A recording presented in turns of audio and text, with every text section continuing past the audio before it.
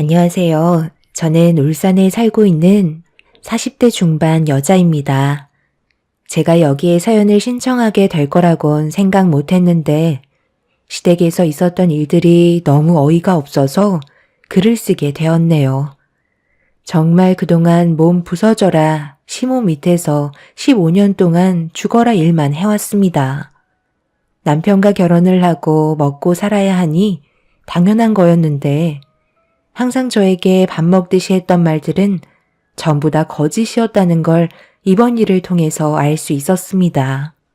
어느 날 시모가 가족 모두를 한자리에 모으셨고 중대 발표를 하셨어요. 저는 시모의 입에서 나온 말을 듣는 순간 엄청난 충격을 받고 말았습니다. 남편도 입을 다물지 못했죠. 그동안 너희들이 회사를 위해 얼마나 많은 노력을 했는지 충분히 잘 알고 있다. 솔직히 나는 집안의 기둥이 사고로 세상을 떠나게 되면서 힘들게 일궈온 회사도 무너지는 줄로만 알았어. 하지만 정말 서로가 위기를 이겨내고 지금의 자리까지 오게 만들었던 부분에 대해 너무 고맙게 생각하고 있다. 나도 이제 어느 정도 안심이 되고 몸도 많이 약해져서 대표 자리에서 물러날까 생각 중인데 오랜 시간 동안 너희들이 일하는 모습을 봐온 결과 내 자리를 물려받을 적임자를 결정하게 되었고 장기적으로 봤을 때 회사를 이끌어갈 경영자는 막내 아들과 며느리가 적합하다고 결정을 내리게 되었단다. 당연히 큰아들과 큰며느리는 이 부분에 대해 불만을 가질 수도 있을 텐데 한 가지만 본 것도 아닌 여러 가지 자질들을 확인하고 판단한 거기 때문에 불만은 제기하지 말고 받아들여줬으면 좋겠구나. 뭐라고요? 지금 이 회사를 동생한테 맡기겠다는 거예요? 어머니, 이게 지금 말이 된다고 생각하세요? 그동안 저랑 이 사람이 얼마나 오랜 시간 동안 몸담고 살았는지 아시면서 그런 말이 나와요? 너희들은 전문적인 지식이 많은 건 아니잖아. 그저 몸으로 때우는 일들만 주로 해왔고 네 동생이랑 막내 며느리는 대학도 나와서 금방 치고 올라올 수 있는 자질을 보고 판단한 거라고. 아무리 막내가 회사에 뛰어든 지 5년밖에 안 됐어도 앞으로 장기적으로 봤을 때 너희들보다 더 현명한 판단과 함께 이 회사를 더욱더 크게 만들 수 있는 잠재력이 충분하다는 걸 보고 결정했는데 엄마 마음 이해해주지 못하는 거야? 너희들보다 펜을 더 굴려봤으니 두말할 것도 없잖아. 그래서 지금 서방님한테 경영권을 물려주시겠다는 거예요? 그럼 그동안 저희한테 뭐하러 그런 얘기를 하셨어요? 이 회사는 저희 거라고 장남이 물려받아야 된다면서 무조건 대표 자리를 남편에게 넘겨준다고 하셨잖아요. 그런 말들 전부 다 거짓이었던 거예요? 그저 일만 시키려고 생각하신 거냐고요. 그리고 어떻게 이런 중요한 결정을 어머님 혼자 판단하실 수가 있으세요? 이 회사를 이끌어가는 건 정말 중요한 문제라고요. 이 사람이 고등학교 졸업하자마자 아버님과 함께 뛰어든 사업인데 당연히 회사에 경험이 많은 이이가 대표 자리에 앉아야 하는 게 맞는 거죠. 어떻게 5년밖에 안 된 서방님이 대표 자리에 앉을 수가 있는 건지 저는 전혀 이해가 되지 않아요. 사무실에서 펜만 굴리는 거와 현장을 직접 뛰면서 안팎으로 쉬지 않고 두 발로 뛰어다닌 저희 남편과는 비교 자체가 되지 않는다고요. 저는 무조건 반대합니다. 형님, 너무 극대노하시는 거 아니에요? 이 사람이 회사가 어떻게 돌아가는지 모르는 것도 아닌데 왜 경영권을 받으면 안 된다는 거죠? 저도 어머님 말씀처럼 충분한 자질이 있다고 판단되는데요.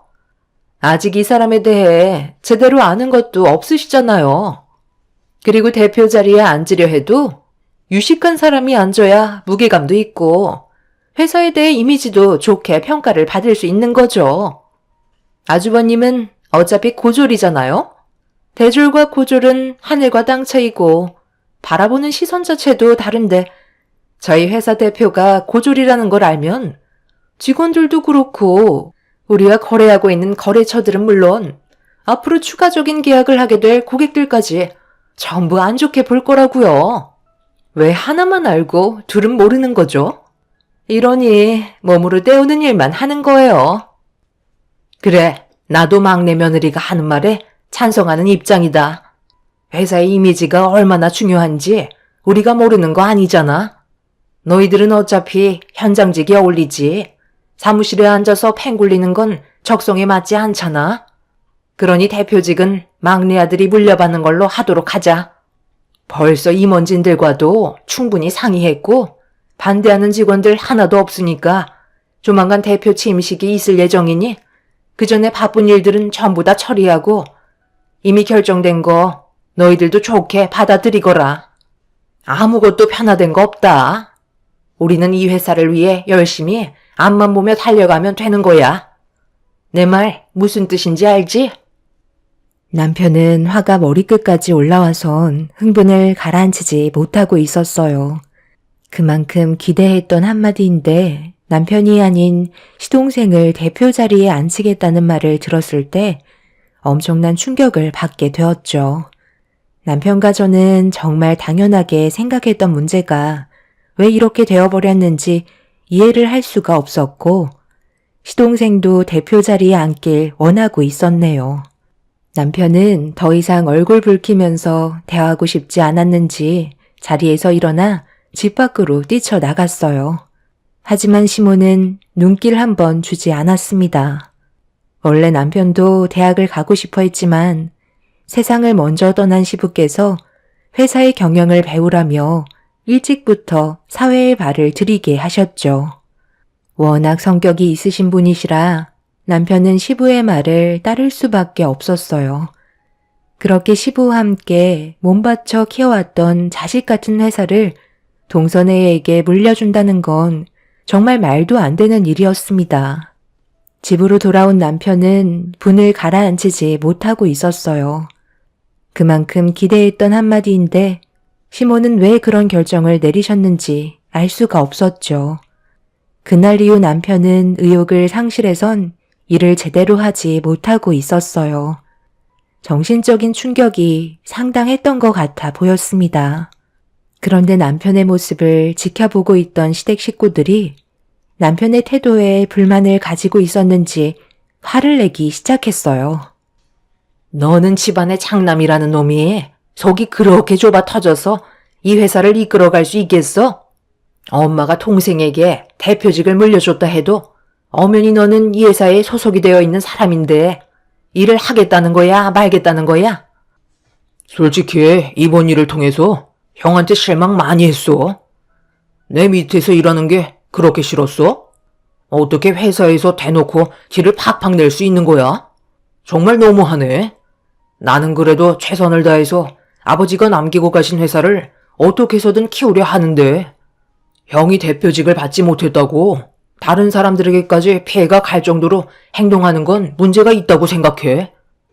저번에도 분명 말씀드렸는데 언제까지 그러실 거예요? 이제 어느 정도 적응하실 때도 됐잖아요. 회사가 장난도 아니고 모두의 생계가 달린 문제인데 영업도 안 나가시고 현장에서 일하실 의욕도 전혀 없어 보이는데 저희가 왜 높은 월급을 드려야 하는지 모르겠네요. 어머님, 솔직히 아주버님이랑 형님이 받으시는 월급 너무 많아요. 제가 봤을 때 그 정도로 많이 받으실 필요는 없어 보이는데 이번 일도 있으니 삭감 처리도 나쁘지 않을 것 같은데요. 동서는 좀 조용히 하고 있으면 안 될까? 지금 어떤 상태인지 분위기 파악을 못하고 있는 거야? 분위기 파악은 형님이 못하고 계신 것 같은데요. 이가 이제 회사 대표인 거 모르세요? 대표 말을 따라야 하는 거지. 직원이 일하기 싫어하는 티 팍팍 내고 있는데 누가 그걸 보고 좋아하겠어요?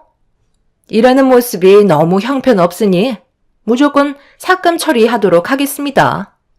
당신도 이제 대표잖아. 모든 건 확실하게 말을 해야 된다고.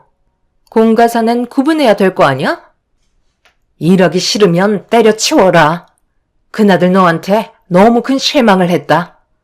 동생한테 물려준 게 서운했어도 너희 아빠가 힘들게 이끌어온 회사인데 이런 식으로 행동을 해? 일하기 싫으면 당장 때려치우고 두 번 다시 나오지 말던지 너 알아서 해라. 어머니, 정말 너무하시네요. 제가 그동안 어떻게 살아왔는지 뻔히 알면서 이런 식으로 저를 대하실 수 있어요? 이제 회사도 자리가 잡혔으니 저는 필요 없다는 건가요? 동생이 회사를 운영한다고 해서 모든 걸 다 알고 있는 건 아니잖아요. 사무실에만 박혀 있어서 펜만 굴리는 게 대표는 아니라고요. 그리고 고등학교 졸업한 게 어때서요? 지금까지 회사 운영하는데 한 번도 문제가 된 적은 없었어요. 겉모습만 중요한 회사는 결국 무너지게 되어 있다고요. 내실부터 탄탄해야 회사가 오래 간다는 거 모르세요? 솔직히 제가 지금 보이는 태도가 당연한 거 아닌가요? 이 사람도 제 옆에서 15년을 넘게 회사에 몸바쳐 살아왔었다고요. 그런데 재수 씨는 회사에 와서 한 게 뭐가 있어요? 고작 직원들과 농담 따먹기 하고 커피 몇 잔 날라주는 것 말고는 사무실에서 손톱만 깎고 있잖아요. 뭘 얻어 드셨는지 모르겠지만 이렇게 하는 건 정말 이 회사가 무너지게 하는 지름길이라고요. 누구보다 진심인 제가 대표 자리에 앉는 게 회사를 살리는 방법이에요. 그건 너 생각이잖아. 나는 그동안 너희가 일할 때 놀고 먹었니? 나도 회사 밥 지금까지 똑같이 먹었고 누구보다 돌아가는 상황 잘 알고 있다. 나는 막내가 운영하는 방식이 마음에 들고 전문적인 지식도 훨씬 많아서 결정을 내린 거야. 대표가 현장에 나가면 뭐해? 어차피 직원들이 전부 다 알아서 처리할 문제인데 여기 직원들도 최소 10년 동안 함께 일해온 사람들인데 그런 거 하나 모르려고? 대표는 두 발로 뛰는 게 아닌 뒤에서 직원들이 성장할 수 있게 도와주는 게 대표의 역할인 거야. 일하기 싫으면 당장 때려치우거라. 일할 사람들이 한두 명도 아니고 너희들 없어도 이 회사 잘만 굴러가니까 우리가 외원하면서 붙잡을 생각도 없다. 꼴에 자존심은 있어가지고 동생이 대표 자리에 앉는 게 그렇게 배 아프니? 대표가 직접 현장에 뛰어들어야 직원들이 믿고 따라오는 거예요. 아무것도 모르는 상황에서 손가락으로 지시만 하면 분명 엄청난 리스크가 뒤따른다고요. 최소한의 피해를 막기 위해서는 누구보다 많은 걸 알아야 한다고요. 그렇게 잘 알고 계신 분이 대표 자리에 앉지 못하신 건 다 이유가 있지 않을까요? 열정만 가지고는 얻을 수 없는 것도 있는 거예요. 어머님이 항상 말씀하셨잖아요. 무식하게 몸으로 때우는 건 먼 미래를 봤을 때 비전이 없다고요. 회사의 경영은 타고나야지만 가능한 거라고요.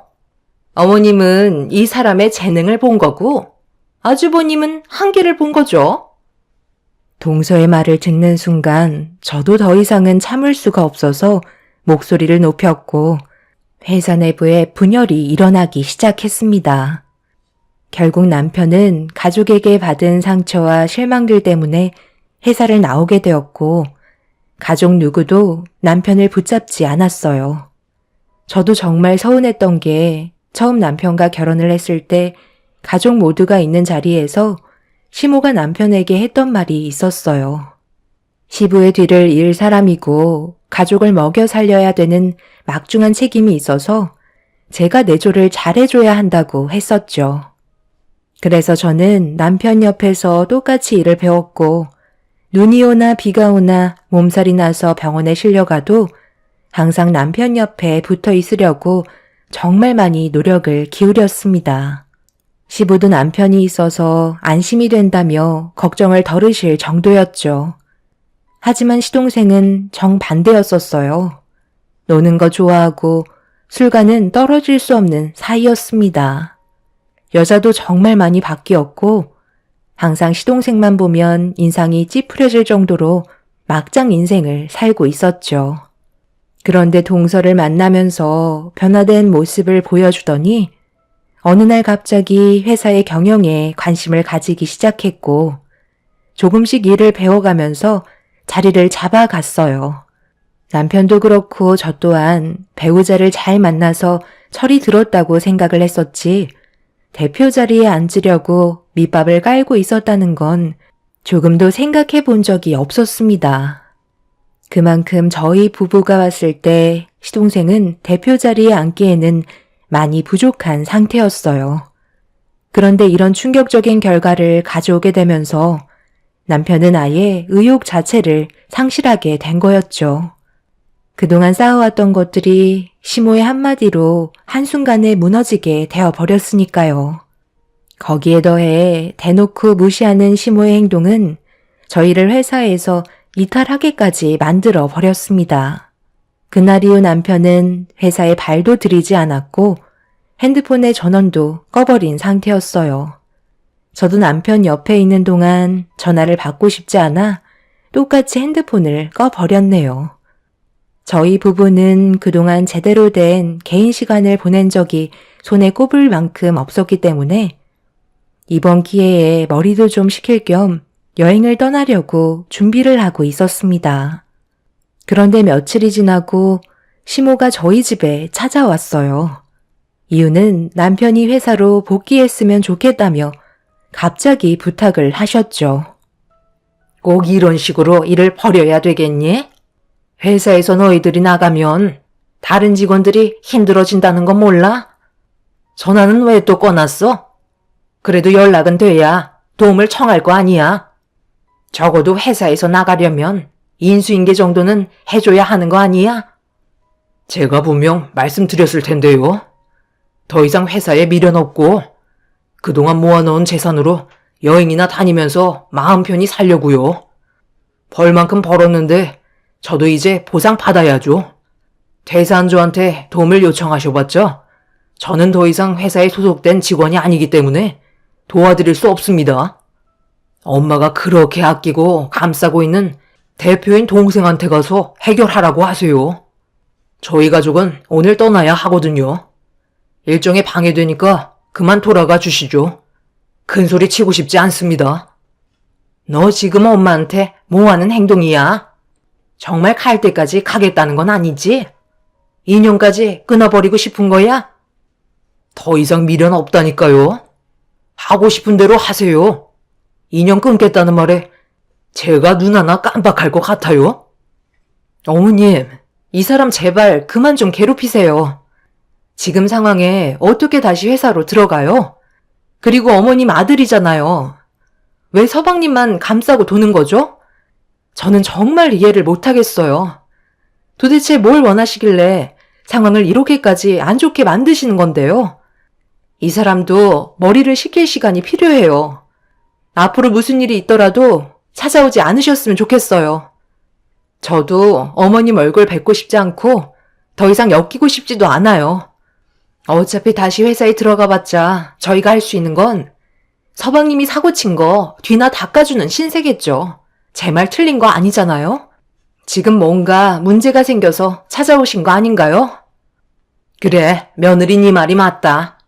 큰 문제는 아니고 회사에 작은 문제가 하나 생겼는데 그걸 좀 처리해줬으면 좋겠구나. 너희들이 골치 아픈 일 뒤처리해주는 담당이잖아? 대표가 가서 수습하는 건 이미지상 보기 안 좋잖니? 그러니 너희가 좀 나서줘라. 그렇게는 못할 것 같아요.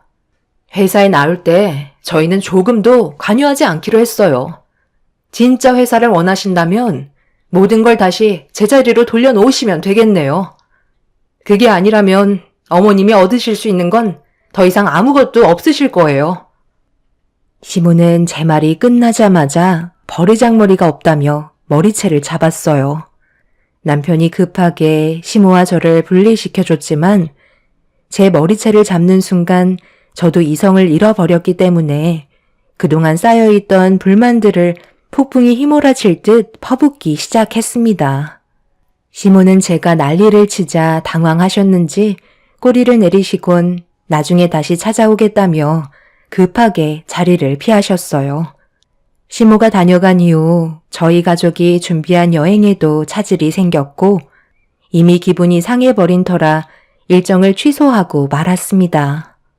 정말 오래간만에 애들과 함께 바람 좀 쐬려고 했던 건데 시모의 생각 없는 행동들이 제 흥분을 가라앉히지 못하게 만들었어요. 그래서 남편에게는 잠깐 바람 좀 쐬고 오겠다며 혼자서 밖으로 나와 차를 타고 회사를 향해 달려갔죠. 저희 부부가 그동안 노력했던 온갖 희생들에 대한 배신이라 더는 참고 넘어갈 수가 없었네요.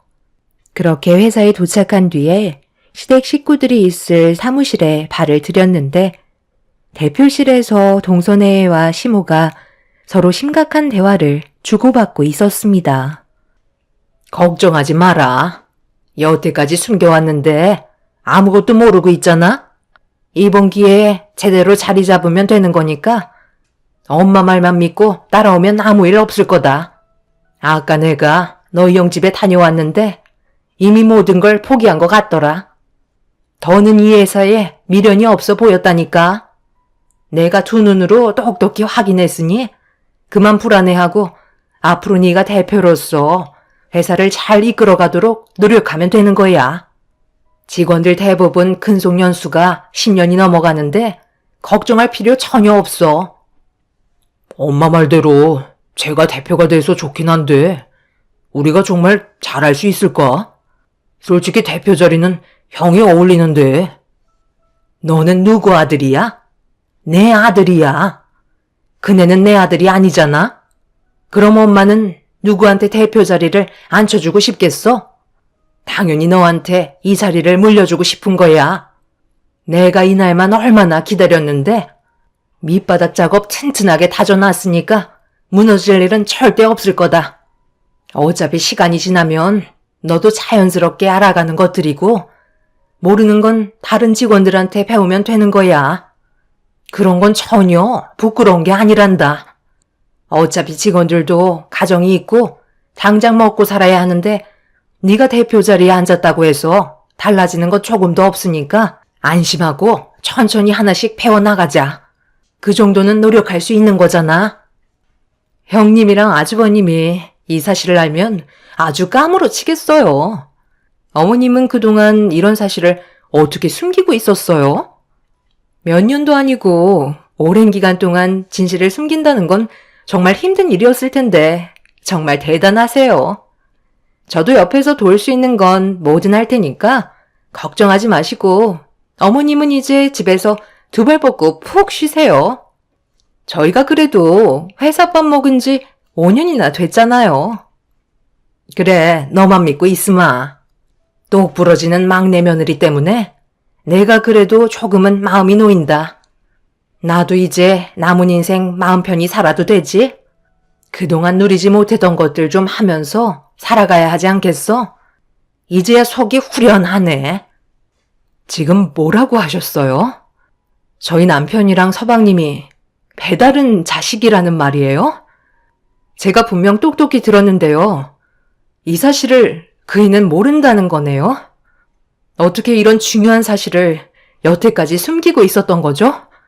그럼 세상 떠나신 아버님도 이 사실을 모르시고 눈을 감으신 건가요? 이제 하나둘 이해가 되기 시작하네요. 왜 그렇게까지 무리하게 대표 자리에 앉히려고 하셨는지 확실하게 알 수 있을 것 같아요. 저는 오늘 두 귀로 듣게 된 진실을 저희 남편에게 전부 다 발설하고 모든 걸 바로 잡겠습니다. 어머님이 몇 시간 전에 저희 집에 찾아오셔서 난리를 쳤던 것도 저희가 현재 어떤 상태인지 확인해 보려고 찾아오신 거였어요. 이 사실을 다른 직원들도 알고 있는 건가요? 당장 그이한테 전화해야겠네요. 제가 핸드폰을 꺼내들자 시모와 동선혜가 급하게 달려와 저를 붙잡았고 핸드폰을 뺏어들어 창문 밖으로 던져 버렸습니다. 시모는 절대 듣지 말아야 될 진실을 듣게 됐다며 저를 사무실에서 나가지 못하게 만들었어요. 회사가 떠나갈 정도로 난리를 치자 직원들이 웅성거리며 다가오더니 저희를 말리기 시작하고 있었죠. 시모의 계획을 알게 된 저는 그동안 꾹꾹 눌러왔던 분노를 터뜨리게 되면서 사업장을 뒤엎으며 저에게 달려든 동서와 시모의 머리채를 잡아 서로 앞뒤로 흔들며 머리가 한 움큼 빠질 정도로 만신창이로 만들어 버렸네요. 한 직원이 남편에게 전화를 했는지 저희가 몸싸움을 벌이고 있던 도중에 남편이 급하게 회사로 찾아왔어요. 시모는 남편의 얼굴을 보자마자 사색이 되어서는 움찔거리며 뒷걸음질 치길래 제가 남편에게 시모와 동선애가 나눴던 대화들에 대해 진실을 밝히려는 순간 입을 열지 못하게 동서가 제 입을 강타하게 되면서 그대로 쓰러져 입을 틀어막은 채 뒹굴기 시작했어요. 그리고 동서는 저에게 입을 다물라며 쓰러져 있던 저에게 달려들었죠. 남편은 동서를 발로 밀친 뒤 일으켜 세웠는데 말을 하기 힘들 정도로 고통이 몰려와 맨정신인 상태에서 서 있을 수가 없었어요. 그래도 할 말은 해야 할 것 같아 남편에게 힘겹게 제가 들었던 진실들에 대해 전달해 주었죠. 시동생과 남편이 배다른 사이라는 걸 알게 된 순간 얼굴 표정이 무서울 정도로 굳어지고 있었어요. 친엄마가 아니라는 사실도 충격이지만 시동생이 시부의 자식이 아니라는 건 더 큰 충격이었죠. 그동안 남편이 살면서 시동생이 시부의 친자식이 아니라는 걸 들은 적이 없었기 때문에 그에 따른 분노는 하늘을 찔렀습니다. 남편은 시모의 양 어깨를 잡은 뒤 무슨 일을 꾸미는 거냐고 앞뒤로 흔들며 화를 내고 있는데 갑자기 누군가 남편을 뒤돌려 세우더니 얼굴에 주먹을 날렸어요. 그리고 시모는 정체 모를 남자의 뒤로 숨었습니다. 세상을 떠난 시부와 나이대가 비슷해 보였는데 처음 본 남자는 시동생과 많이 닮아 있다는 걸 확인할 수 있었고 저희는 그 모습을 보고 경악을 할 수밖에 없었네요. 시모는 저희를 보며 입을 열었습니다. 너희들이 이렇게 난리를 쳐봤자 아무 소용없다. 어차피 끝난 일이고 너희들은 이미 퇴사 처리가 되었다고. 내가 인연 끊자고 했지? 이제 남남이니 더 이상 상관할 바 아니잖아? 거기에다가 너는 내 친아들도 아닌데 이제 와서 뭐 어쩌게? 너희들이 할 수 있는 건 아무것도 없다. 그동안 속았던 사람들이 멍청한 거지. 살아생전 너희 아빠가 회사에만 정신 팔려서 내가 다른 사람의 애를 임신했다는 걸 몰랐던 건데 누굴 탓하겠니? 아무래도 너희 친엄마에 대해 궁금하겠지. 그런데 이거 어쩌지? 이미 네가 아주 어렸을 적에 사고로 세상을 떠났었다. 나는 그 사람 밑에서 일하던 직원이었고 내가 빈자리를 꿰차기에 아주 좋은 타이밍이었지. 그래서 아이를 돌봐주겠다는 이유를 대면서 너희 아빠와 재혼을 하게 된 거야. 그때부터 이중생활을 한 건데 너희 아빠는 그걸 전혀 모르고 있던 눈치더라고. 그래서 지금까지 나도 편하게 속이며 살고 있었지. 이제 내가 왜 이렇게까지 했는지 이해가 되지?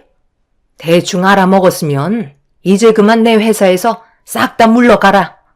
그리고 2번 다시 찾아오지 말아라. 남편은 시모의 말에 상당한 충격을 받았는지 더 이상 아무 말도 하지 못하고 시모와 시동생을 번갈아 가면서 쳐다보고 있었어요. 남편은 2 주먹을 부들부들 떨면서 절대 가만두지 않겠다며 회사를 나왔습니다. 그날 이후 남편은 정말 달라진 모습을 보여주고 있었어요. 2 눈에 엄청난 분노로 가득 차 있었죠. 하루 온종일 전화만 붙잡고 있으면서 무언가를 준비하고 있었습니다. 저는 남편이 부탁하는 것들을 도와주기 시작했고 몇 달이 지나서 저희는 다른 계획을 세우게 되었죠. 남편은 시부에게 그동안 물려받았던 회사 생활에 대한 노하우들과 기술들로 똑같은 회사를 차렸고 한평생 같이 일해왔던 많은 사람들을 남편 쪽으로 되돌리기 위해 엄청난 노력을 기울였어요. 그에 따른 손해도 막대했었죠. 그런데 시모와 동선외의 이력들이 거래처 사람들과 소속되어 있던 직원들 사이에 입소문이 퍼지게 되면서 저희가 내쫓기게 된 상황에 대해 안타깝게 생각한 많은 사람들이 저희를 도와주겠다고 하나둘 모여들었고 시모의 회사에 있던 직원들도 저희 쪽으로 전부 이전이 되었습니다. 시모는 새로운 직원을 뽑으면 된다고 했지만 한번 금이 가기 시작한 회사는 결국 무너지게 되었고 간판만 달고 있는 빈 껍데기로 남게 되었죠. 시부는 남편에게 회사가 아닌 많은 거래처와 직원들에게 신뢰라는 재산을 남겨주신 거였어요. 저희를 돕겠다고 두 팔 걷어붙인 많은 분들 덕분에 남편은 새 출발을 할 수 있었습니다. 아들, 정말 1억이야? 우리가 함께 살아온 삶을 이런 식으로 끝낼 거냐고. 네가 그렇게 아끼던 동생이 지금 너 때문에 망했는데 어떻게 눈 하나 깜빡 안 하고 연락을 하지 않는 거니? 세상 떠난 너희 아빠는 가족 간의 분열을 원하지 않을 거다. 가족 간의 분열은 당신이 자초한 거 아닌가요? 저는 더 이상 할 말이 없습니다. 이미 모든 걸 다 알아버렸는데 제가 받아줄 이유가 없죠. 당장 나가주세요. 유식한 자식이랑 며느리 데리고 있으신데 뭐가 문제예요? 충분히 일어날 수 있는 조건이 되잖아요. 저희는 절대 받아줄 생각 조금도 없으니까 잘난 가족들 데리고 열심히 살아보세요. 이미 저희 관계는 예전에 끝난 거라고요. 결국 시모는 사정사정하면서 다시 좋은 관계로 돌아가길 원했지만 이미 판은 커져버린 상태였기 때문에 받아줄 마음은 조금도 없었습니다. 그날 이후 시모와 동서내외는 텅텅 비어버린 회사에 겉핥기식으로 배운 걸로 직원들을 새로 뽑아 억지로 운영을 하다가 빚만 떠안고 싹 다 알거지 인생이 되어버렸네요. 시동생은 다시 예전의 상태로 돌아가 인생을 막 살기 시작했고 동서는 그런 시동생과 함께 살고 싶지 않다며 이혼을 하게 되었습니다. 저희한테 몇 번이나 도움을 요청했지만 현재까지 조금도 도와주지 않고 있는 상태입니다. 그리고 시모가 망하게 만든 시부의 회사를 남편이 다시 되찾아 새롭게 리모델링해서 운영을 하고 있습니다. 정말 너무나도 충격적인 일들이 눈앞에 펼쳐지는 바람에 저희가 겪게 된 아픔은 엄청났고 지금도 믿어지지 않고 있습니다. 많은 분들의 도움이 아니었다면 저희는 정말 삶이 힘들어졌을 텐데 남편을 믿고 따라와 주신 많은 분들께 이 자리를 빌려 감사하다는 말을 전해드리고 싶네요. 앞으로 그 사람들과 더 이상 엮이고 싶지 않습니다.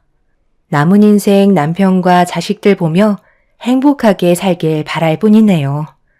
제 사연 들어주신 분들, 올해도 하시는 일이 무엇이든 좋은 일들만 가득하시길 바랍니다. 감사합니다. 안녕하세요. 저는 60대 후반 여자입니다. 그동안 믿고 살았던 사람들에게 배신을 당하게 된 제가 앞으로 어떤 식으로 살아가야 할지 몰라 사연을 신청하게 되었습니다. 처음 제 딸이 결혼을 하겠다고 한 남자를 데려왔을 때 너무 놀란 적이 있었어요. 딸은 평생 동안 혼자 살겠다며 제 속을 뒤집어 놨었는데 언제부터 마음이 변했던 건지 갑작스럽게 눈앞에 펼쳐진 광경에 많이 당황스러웠었죠. 결혼을 반대할 이유도 없었고 딸의 성격을 모르는 것도 아니기 때문에 당연히 허락을 해줬습니다. 제가 제일 걱정했던 부분이 사라져서 제가 나이가 들어 세상을 떠나도 큰 걱정 없을 것 같았습니다. 알고 보니 딸이 운영하고 있던 회사에서 함께 일하는 직원이었고 함께하는 시간이 많다 보니 자연스럽게 서로를 알게 되면서 눈이 맞았던 거였네요. 그동안 일에만 빠져서 살았던 딸이기 때문에 이제 마음의 여유를 가지고 살길 간절히 바랐었습니다. 엄마 입장에는 자식이 고생하고 있는 모습을 보는 게 너무 괴로웠었거든요. 그렇게 정식적으로 부부가 되면서 딸이 운영하고 있는 회사는 점점 더 크게 발전이 되고 있었습니다. 그 모습을 뒤에서 지켜보고 있던 저는 너무 행복했었고 항상 저에게 밝은 모습만 보여주던 딸이 결혼 생활을 아무 걱정 없이 잘 유지해 오고 있는 줄 알았어요. 그런데 어느 날 딸과 일주일 전부터 저녁 약속을 잡아놓은 터라 시간 맞춰 회사로 찾아갔는데 제 눈앞에서 두 귀를 의심할 만큼 어이없는 말을 듣게 되었고 저는 그때가 되어서야 딸의 결혼 생활이 좋지 않다는 걸 알 수 있었습니다. 한평생 딸을 키운 엄마 입장에서 누구보다 딸의 마음을 제일 잘 알고 있을 거라 생각했었는데 겉으로 표현하지 않던 딸의 모습을 보면서 행복한 삶을 살고 있다고 착각한 제가 너무 한심스러웠어요. 안사도는 회사까지 찾아와 많은 직원들이 보는 앞에서 손가락질을 하며 화를 내고 있었는데 주고받는 대화가 저를 더욱더 화가 나게 만들었어요. 그것 하나 못해줘서 나를 여기까지 찾아오게 만들어? 내 아들이랑 결혼한 지 얼마나 됐니? 벌써 3년이다. 눈치가 없는 거야? 아니면 해주기 싫어서 아무것도 하지 않는 거니? 이번에 친구들과 해외여행 좀 다녀오려고 돈 좀 두둑하게 통장에 꼽아달라니까. 한 푼도 넣지 않았더라. 지금 나를 무시하는 거 맞는 거지? 확실하게 얘기해봐라. 정말 너무하시네요. 어느 정도 껏 하셔야죠. 친구분들과 해외여행 다녀온다고 3천만 원을 달라는 게 말이 된다고 생각하세요? 그리고 그 돈을 왜 제가 전부 부담을 해야 되는 거죠? 그이한테 돈을 안 주는 것도 아니고 결혼하고 나서 꽤 많이 주고 있는데 그 정도는 어머님 자식인 그이한테 부탁을 하셔야죠. 지원을 못 해준다는 것보다 너무 당연시하게 생각하시니까 저는 그게 문제라고 생각돼요. 어머님을 위해서 제가 뼈 빠지게 일을 하는 건 아니잖아요. 저희 엄마도 지금 해외여행 못 보내드려서 마음이 아픈데 어머님한테 3천만 원을 드리라고요? 저는 그렇게 해드릴 수 없으니 정 가고 싶으시면 그이한테 달라고 하세요. 그리고 여긴 어머님도 함부로 출입을 해선 안 되는 회사예요. 앞으로 자제해 주셨으면 좋겠네요. 돈도 많이 벌면서 그거 몇 푼이나 된다고 나를 거지 취급하는 거냐? 내가 며느리한테 요구하는 게 잘못된 거니? 내 아들 데려갔으면 그 정도는 당연히 해줄 수 있는 거지. 나이도 더럽게 많아서 애도 못 가지는 주제에 뭘 잘했다고 나를 노려봐? 젊은 내 아들 데려갔으면 나한테 감사해야 되는 거 아니야? 퍼줘도 모자랄 판에 꼴랑 3천만 원 가지고 엄청 떽떽거리네. 사돈, 지금 제 딸의 회사에 와서 뭐 하시는 거죠? 가만히 듣다 보니 이건 너무한 것 같아 제가 나설 수밖에 없겠네요. 상식적으로 벗어나는 행동을 하고 계신 사돈이 더 문제 같은데 그럼 반대로 제가 한번 여쭤보죠. 사돈은 제 딸에게 뭘 해줬나요? 설마 3년 동안 뜯어가기만 하신 건 아니시죠? 가는 게 있으면 오는 것도 있어야죠. 예, 너는 왜 이런 일을 엄마한테 한마디 말도 안 하는 거야? 나도 이제부터 사위한테 돈 좀 탔어야겠다. 3년 내내 바보 같은 짓만 했네. 나도 이참에 세계 일주나 하게 사위한테 가지고 있는 재산 좀 달라고 해야 되겠어. 엄마 평생 소원이 뭐라고 했니? 세계 일주 하는 거라고 몇 번이나 얘기했었잖아. 재력에 있는 내 딸을 데려갔으면 이 정도는 해줄 수 있는 거 아니야? 돈도 두둑히 받는다며. 사돈, 어떻게 생각하세요? 저도 사위한테 제대로 된 대접을 받으면서 살아봐야 되겠어요. 둘만 행복하길 바라서 그동안 아무것도 요구하지 않았던 제가 오히려 바보였네요. 당장 정서방 나오라고 해라. 오늘 우리 둘이 저녁 외식하기로 했었잖아. 카드 좀 달라고 해야 되겠다. 사위 카드로 스트레스 좀 팍팍 풀어야 되겠어. 사돈이 3년 동안 받아가신 만큼 저도 똑같이 보상 받겠습니다. 장모님 오셨어요? 엄마, 여기까지 와서 지금 무슨 짓이에요? 나중에 집에서 얘기하면 되잖아요. 그만 돌아가 계세요. 아들, 너 왜 이렇게 어깨가 말려있니? 요즘 며느리한테 시달리고 있는 거야? 어깨 좀 펴고 당당하게 있어야지. 사돈은 제가 한 말에 기분이 나빴는지 회사가 떠나갈 정도로 목소리를 높이기 시작했어요.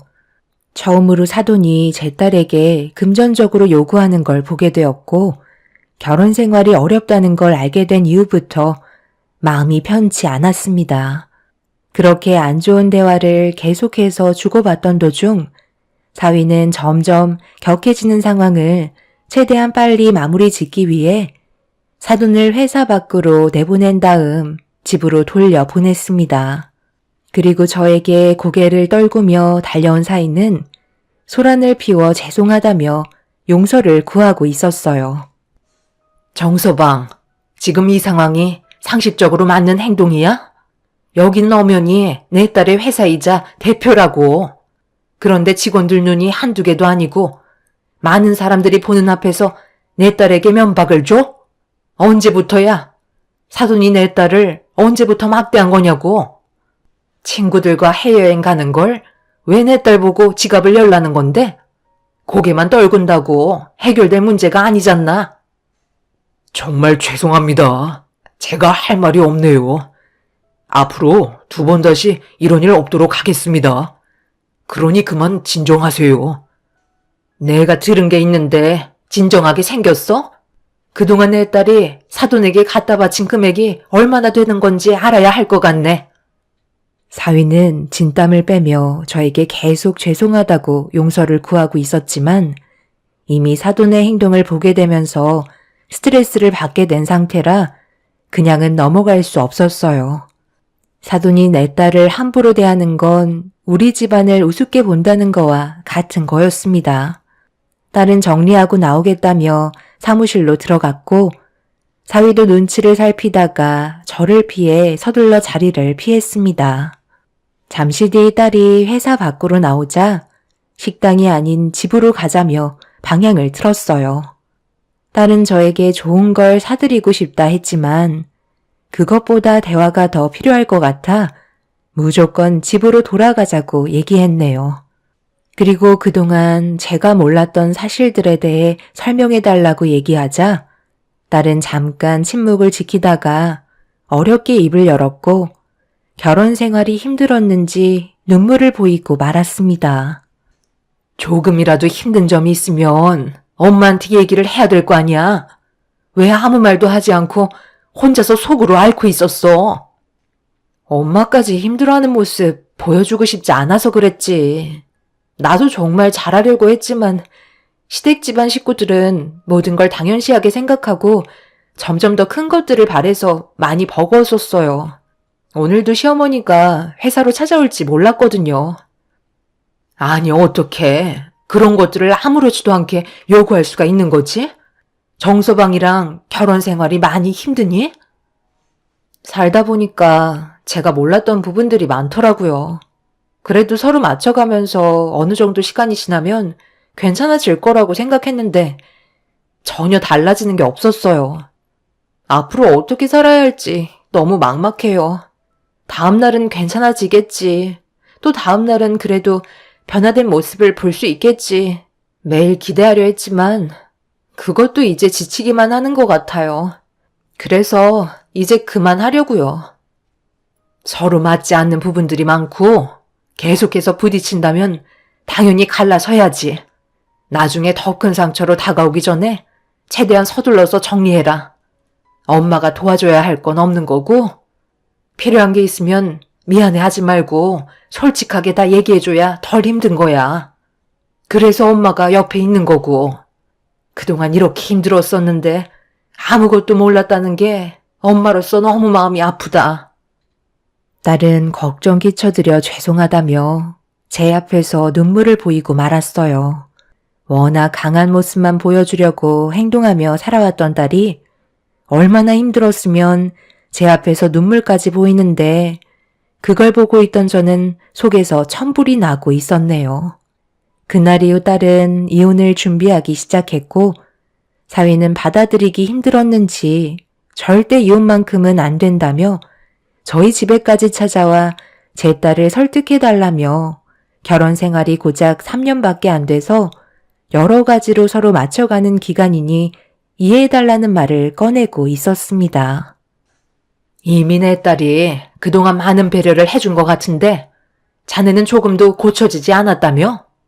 거기에다가 사부인이 그동안 정신적으로 상당히 힘들게 했었는데 내 딸의 편을 들어주기는커녕 그냥 뒤에서 지켜만 보고 있었다는 게 너무 화가 나네. 아무리 그래도 그렇지.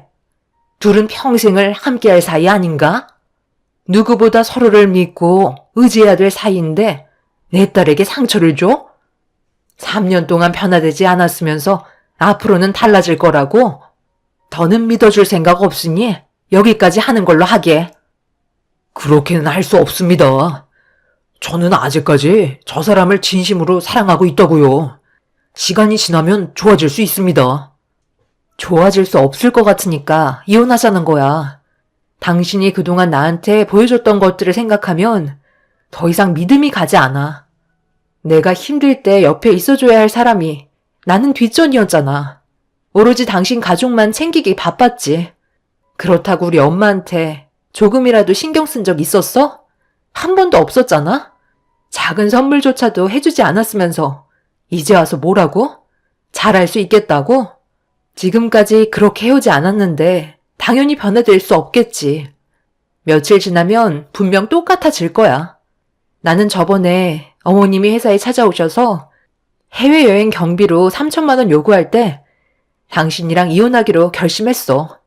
이렇게는 더 이상 못 살 것 같아. 당신이 하는 대로 전부 다 할 테니까 우리 조금만 더 시간을 가져보도록 하자. 엄마 문제는 내가 해결하면 되잖아. 딸은 그동안 안 좋았던 감정들이 많이 쌓여 있었는지 사위한테 눈물을 쏟아내면서 불만을 털어놓고 있었습니다. 감정의 골이 이렇게까지 깊어져 있는 딸의 정신 상태가 너무 걱정이 되었었어요. 그동안 힘들게 일만 해오던 딸이 늦은 나이에 결혼을 해서 한 남자에게 정착을 하고 싶어 했지만 자기가 생각했던 거와 다르게 흘러가는 모습들을 바로잡고 싶어서 그동안 버티고 있었던 것 같았습니다. 요즘 세상 이혼은 아무것도 아니라지만 제 딸에게 있어서 이혼은 너무나도 힘든 결정이었고 그래서 3년의 결혼 생활 동안 놓지 못하고 있었던 거였죠. 이미 완전하게 닫혀버린 딸의 마음을 다시 열 수 없다는 걸 저는 알고 있었는데 사위가 저희 집에 올 거라고 미리 사돈 집안과 얘기를 주고받았는지 사돈 식구들이 저희 집에 찾아와선 초인종을 눌렀네요. 사태가 심각해지기 전에 알아서 잘하면 될 것을 발등에 불이 떨어지고 나서야 급하게 수습하려는 모습이 정말 한심해 보였습니다. 현관문을 열자마자 사부인은 다짜고짜 제 손부터 잡았어요. 아이고, 사부인, 다 제 잘못입니다. 그저 며느리가 버는 돈이 많다 보니 시애미를 위해서 그 정도는 아무것도 아니라고 생각했었어요. 그래서 아무렇지도 않게 그동안 금전적으로 요구를 했었는데 제가 너무 요구만 했나 봅니다. 사돈이 잘 좀 설득해 주세요. 이혼을 하면 서로에게 상처로 남게 되겠지만 결혼 생활을 유지하고 관계 회복에 시간을 가지면서 다시 예전으로 돌아갈 기회를 만든다면 앞으로 서로 웃는 날만 생기지 않겠습니까? 꼭 이렇게까지 일을 벌이셔야 되겠어요? 저번에 제가 며느리 회사에 찾아갔던 건 정말 큰 실수였습니다. 한 번만 노여움 푸시고 사돈께서 며느리 좀 잘 설득시켜 주세요. 사람 인연이라는 게 쉽게 끊어지는 게 아니잖아요. 저는 한 번 맺어진 인연은 끝까지 가야 한다고 생각해요. 분명 좋아질 수 있는 방법을 찾을 수 있을 겁니다. 충분히 대화로 풀어나간다면 해결되지 않을 문제는 없을 거라고요. 그러니 제발 좀 도와주세요. 저에게 도움을 요청해봤자 이미 제 딸의 마음에 너무나 상처가 많았고 골이 깊어졌는데 그걸 저한테 설득시키라는 것 자체가 나쁜 엄마로 만드는 거나 다름없는 거라고요. 이미 내 딸은 상처를 받았는데 그걸 왜 제가 설득을 시켜서 관계를 유지해야 되는 거죠? 죄송하지만 이미 내린 결정을 번복할 일은 조금도 없습니다. 그러니 더 상황을 악화시키지 마시고 이제 그만 돌아가 주시죠. 저희가 잘하겠다잖아요. 왜 이렇게 앞뒤가 꽉 막힌 사람처럼 행동하시는 거예요? 누가 보면 올케가 엄청나게 많은 돈을 줬는 줄 알겠네. 가족이라는 게 뭐예요? 서로 부족한 게 있으면 채워주는 거잖아요. 저희가 금전적으로 도와달라고 부탁을 한 건 그만큼 올케가 버는 돈이 많다는 걸 저희도 알고 있기 때문이에요. 세상 떠날 때 싸고 갈 것도 아닌데 그것 좀 쓴 거 가지고 이혼까지 갈 문제인가요? 올케, 내 말이 틀렸어? 가족한테 쓰는 돈이 그렇게 아까웠던 거야?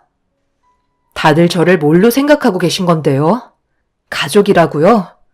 저를 단 한 번이라도 가족으로 생각했던 적이 있었어요? 그냥 이용해 먹는 수단으로밖엔 안 봤잖아요. 무슨 모임이 있을 때마다 다들 뒤로 빠져서는 돈 한 푼 내지 않았고, 제가 결혼하고 나서 정식적으로 초대한 적 있으세요? 필요할 때만 이용하려고만 하지, 정작 제가 도움이 필요할 때 부탁하면 남처럼 행동하셨잖아요. 그럴 때마다 얼마나 정 떨어졌는 줄 알아요? 가족이면 마음이 중요한 거라고요.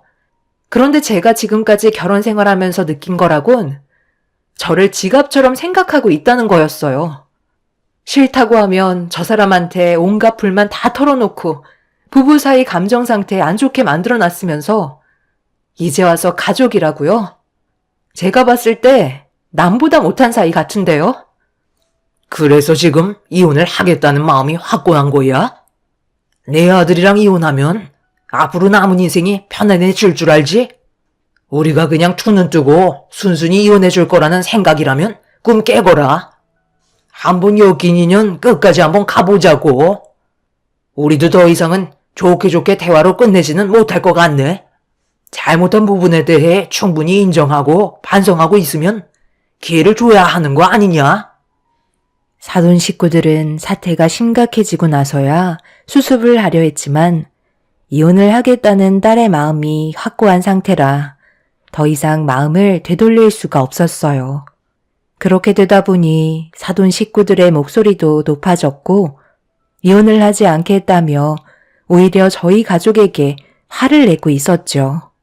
이럴 때 남편이라도 옆에 있었다면 정말 많은 힘이 되었을 텐데 오래전에 먼저 세상을 떠나버려서 저희끼리 그 사람들을 상대해야만 한다는 게 너무 슬픈 현실로 다가왔었네요. 그렇게 한참 동안 이혼을 한 해 만에 공방이 오고 가다가 아무것도 해결이 되지 않은 채 사돈 식구들은 집으로 돌아가게 되었고 저희는 만신창이가 된 상태로 거실 소파에 앉아 서로 아무 말 없이 바닥만 보고 있었습니다. 딸이 침묵을 깨며 뱉은 첫마디는 이제 그만 쉬고 싶다는 거였어요. 일하는 것도 지치고 남은 인생 삶을 즐기고 싶다며 모든 걸 내려놓길 원했습니다. 여지껏 열심히 달려왔으니 그동안 벌어서 모은 돈으로 충분히 살아갈 수 있다며 대화를 주고받았네요. 딸은 앞으로 어떻게 살아가야 할지 많은 고민에 빠져 있었는데 제가 할 수 있는 건 아낌없이 좋은 말들과 격려를 해주는 거였어요. 이혼을 한다고 해서 인생이 실패하는 것도 아니기 때문에 힘든 상황을 밟고 일어날 수 있게 계속 응원해 주었습니다. 그렇게 딸은 사위와 이혼을 준비하면서 그동안 힘들게 이끌어오던 회사도 정리하려는 준비를 하고 있었습니다. 그 와중에 사위가 몇 번이나 찾아와서 딸을 설득시키려 했지만 결국 사돈 식구들도 더는 되돌릴 수 없다고 판단을 하게 되었는지 이혼을 하겠다며 현실을 받아들이게 되었죠. 그렇게 딸은 회사에서의 마지막 출장을 끝내고 사위와 이혼을 결정하기로 약속을 잡은 상태였어요. 그런데 마지막 출장을 떠나기 위해 현관문을 나서는 딸의 모습이 마지막이 될 거라곤 상상조차 하지 못했습니다. 딸이 목적지에 도착했다며 저녁에 전화를 주겠다는 문자를 남겼는데 늦은 저녁이 될 때까지 연락 한 통이 없길래 일적으로 많이 바빠서 그런 줄 알고 문자 한 통 남겨둔 채 기다리고 있었습니다. 그런데 새벽 시간이 되어서도 연락이 없자 걱정되는 마음에 전화를 걸어봤는데 전원이 꺼져 있더라고요. 그때부터 뭔가 불길한 예감이 들기 시작했고 몇 번이나 더 연락을 취해봤지만 딸의 핸드폰의 전원은 켜지지 않았네요. 걱정되는 마음에 잠 한숨 못 자고 잠을 꼴딱 새웠는데 다음날 아침 모르는 전화번호로 연락이 왔어요. 불안한 마음 가라앉히며 떨리는 손으로 통화 버튼을 누르는 순간 딸이 세상을 떠났다는 연락 한 통을 받고 말았습니다. 믿을 수 없는 소식에 전달받은 위치로 급하게 몸을 움직였어요. 그렇게 병원에 도착해서 관계자에게 도움을 요청해 딸이 있는 위치를 안내받았고 천천히 걸어가 신원을 확인하려고 덮여있던 천을 천천히 들쳐 올리는 순간 그 자리에서 주저앉아 오열을 하고 말았습니다. 이미 차갑게 식어서 굳어버린 상태로 누워있는 딸의 모습을 받아들이기가 너무 힘이 들었어요. 제 옆에 있던 담당 형사는 현장 수사를 진행 중이긴 하지만 아직까지 특별한 단서는 없는 것 같다며 근처 식당에서 술을 너무 많이 마셔서 중심을 잃을 정도였다는 식당 사장의 말을 수사한 형사가 대신 전해주고 있었습니다. 그런데 숙소로 걸어가던 도중에 다리 위에서 중심을 잃어 떨어진 것 같다며 현장의 사진을 보여주었네요. 평소에도 술을 잘 먹지 못하는 딸이 이혼 문제 때문에 괴로워서 과도하게 술을 먹은 것 같았어요. 저는 그렇게 알고 있을 수밖에 없었죠. 그리고 이 소식을 담당 형사가 사위한테까지 연락을 했는지 사돈 식구들을 전부 다 데리고 병원으로 찾아왔네요. 세상 떠난 딸이 누워있는 모습을 보고 사위는 오열을 했고 뒤에서 사돈분들과 사돈처녀는 고개를 떨군 채 눈물을 보이고 있었습니다. 이 모든 게 전부 다 사돈 집안들 때문에 일어난 문제인 것 같아 병원이 떠나갈 정도로 난리를 치면서 사위의 멱살을 잡았고 내 딸을 살려내라며 온몸으로 괴로워하고 있었어요. 제 손으로 절대로 하고 싶지 않았던 딸의 장례를 진행하게 되면서 힘들어하고 있었는데 사돈 식구들이 저희 가족에게 미안했는지 저 대신해서 딸의 장례를 진행해주고 있었습니다. 더 이상 그 사람들을 붙잡고 난리칠 힘도 없어서 마냥 주저앉아만 있었어요. 그런데 제 딸의 안치실에서 사돈 식구들이 고개를 떨군 채 밖으로 나와서 대화를 주고받는데 얼굴 표정에 미소가 보이더라고요. 사위는 주변을 살피면서 표정 관리를 해야 된다며 자기 얼굴을 직접적으로 뺨을 올려붙이고 있었습니다. 힘겹게 사돈 식구들 앞으로 다가가 사위의 멱살을 잡아 올렸습니다. 자네가 지금 내 딸 장례식에서 감히 웃어? 웃음이 나오는 상황이야? 내 딸이 세상을 떠났다고. 그런데 뭐가 그리 좋아서 실실 쪼개고 있는 거야? 너희들 도움 필요 없으니까 내 딸 장례식장에서 당장 나가. 꼴도 보기 싫으니까 내 눈앞에서 사라지라고. 그래도 장례식 끝날 때까지는 있어야죠. 사람 앞날 아무도 모른다더니 어떻게 이런 끔찍한 일이 벌어질 수가 있는지 저희도 솔직히 처음에는 너무 놀라서 눈물을 쏟긴 했지만 지금 생각해보니까 이렇게 된 건 전부 며느리 잘못이었잖아요. 사람 마음 곱게 써야 한다고. 가족들에게 상처를 줬으니 그만큼 벌을 받은 거라고요. 그런데 내 아들한테 들어보니까 며느리의 재산이 한 78억 정도 된다는데 그럼 내 아들이 남편이니까 유산을 전부 다 가져갈 수 있는 거잖아요. 그런 큰 재산을 가지고 있었으면서 꼴랑 해외여행 가게 3천만 원 달라고 한마디 한 게 그렇게 잘못된 건가요? 정말 이해를 못하겠네. 어쩌겠어요. 이미 지난 일이고 며느리는 세상을 떠나버렸으니 내 아들에게 돌아갈 78억으로 남은 인생 대신 편하게 살아줘야죠. 전부 다 자기 업보인 거예요. 장례가 끝이 나면 저희와의 관계도 이만 정리하는 게 좋겠네요. 너희들이 뭔데 내 딸 유산을 함부로 가져가겠다는 거야? 절대 너희들 뜻대로 되지 않으니까 당장 내 눈앞에서 사라져. 장례식장에서 본색을 드러낸 사돈 식구들은 며느리가 죽으면 배우자인 자기 아들이 유산을 전부 다 받게 되어 있다면서 법대로 해도 자기들이 이긴다며 제 딸의 78억 유산 쓸 생각에 환호성을 지르고 있었습니다. 그 모습을 보는데 너무 화가 치밀어 올라 저는 딸의 영정사진 앞에서 사위의 멱살을 잡은 채 절대 원하는 대로 할 수 없을 거라며 난리를 치고 말았습니다. 그렇게 한참 동안 몸싸움이 벌어지고 있는데 세상 떠난 딸의 사고를 수사하던 담당 형사가 장례식장으로 들어왔어요. 그런데 꽤 많은 형사들을 데리고 왔더라고요. 그런데 저와 몸싸움을 벌이고 있던 사돈 식구들에게 갑자기 수갑을 채웠고 세상 떠난 제 딸과 연관이 있다는 충격적인 말을 듣게 되었습니다. 담당 형사가 저에게 내민 투명한 작은 봉투 하나를 건네주었는데 그 안에 있던 내용물을 보게 된 순간 저는 경악을 하고 말았어요.